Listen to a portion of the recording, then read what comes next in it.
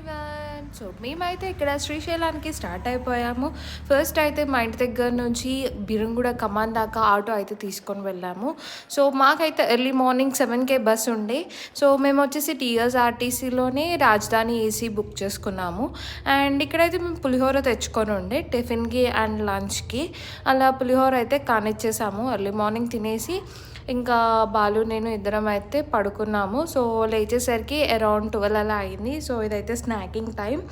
So నేనైతే లేచాను కానీ బాలు అయితే ఇంకా లేవలేదు, పడుకునే ఉన్నారు. బికాస్ నైట్ తనంతా వర్క్ చేసుకొని ఉండే. సో ఇదైతే సాటర్డే మార్నింగ్. అండ్ ఫైనల్గా అయితే మేము శ్రీశైలం రీచ్ అయిపోయాము. సో ఇది వచ్చేసి Srisailam reservoir or dam. So water అయితే అంత ఎక్కువ లేవు, బట్ చూడడానికి అయితే చాలా బాగుంది డ్యామ్. అండ్ ఫైనల్గా మేమైతే శ్రీశైలం పైకి అయితే వెళ్ళిపోయాము. సో ఇదంతా పైన వ్యూ. ఇదైతే నా ఫస్ట్ టైం ఎక్స్పీరియన్స్. లైక్ ఇప్పటిదాకా నేను శ్రీశైలంకి అయితే వెళ్ళలేదు, ఇదే నా ఫస్ట్ విజిట్. సో చాలా బాగా అనిపించింది టెంపుల్ అయితే. అండ్ ఫైనల్గా మేము వెళ్ళడం కళ్యాణ కట్టకి వెళ్ళిపోయి బాలు అయితే గుండె చేయించుకున్నారు అక్కడ. సో గుండె అయిపోయిన తర్వాత యాజ్ యూజువల్ స్నానాలు చేసుకొని మేమైతే దర్శనానికి వెళ్ళిపోయాము. సో ఇక్కడైతే బ్రహ్మోత్సవాలకి అన్నిటికైతే రెడీ చేస్తున్నారు. బికాజ్ ఇది శివరాత్రి టైం కదా. సో చాలామంది శివమాల వేసుకొని అయితే ఉన్నారు.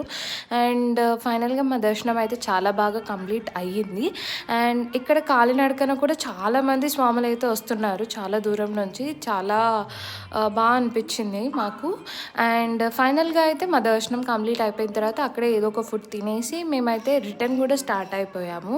సో రిటర్న్ అయితే వ్యూ చాలా బాగుంది, కాకపోతే చాలా భయం వేసింది. నైట్ టైంలో 2 ఘాట్ రోడ్స్ చూడడానికైతే చాలా భయంకరంగా ఉన్నాయి. అండ్ ఫైనల్గా అయితే మేము ఒక 21 అవర్స్లో